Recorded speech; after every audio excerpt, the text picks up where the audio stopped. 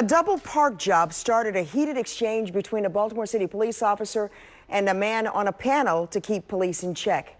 WMAR2 News' Eddie Kadam is working for you tonight. Eddie, you watched the 52-minute long body camera footage from police.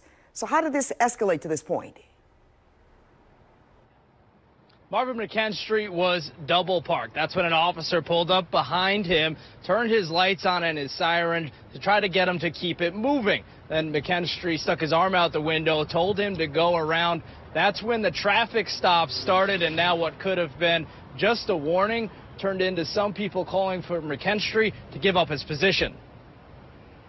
A heated exchange over the paperwork anyone is asked for when you get pulled over. All right, let me get another unit up here. He's refusing to give me his license and registration on camera, and now he's picking up his phone. Hang up your phone and give me your license and registration, sir.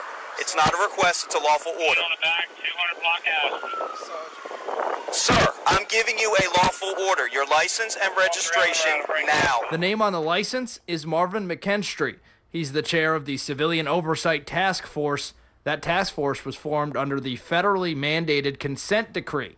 McKinstry is the chair of the 5-person board that was picked by Baltimore Mayor Catherine Pugh. The civilian board is charged with improving relationships between police and citizens. You will now be subject to arrest if you continue to refuse. I mean, if that's what you feel like you need to do, you can arrest 200 Asquith. Sir, I don't need your permission to do my job. I need your license and registration.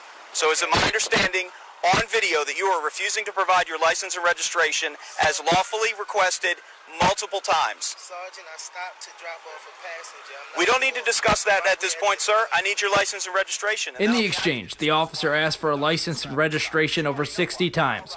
The officer goes to his car to write up 4 tickets, totaling around $500 in fines. The biggest one for $290 for willfully disobeying a lawful order of a police officer.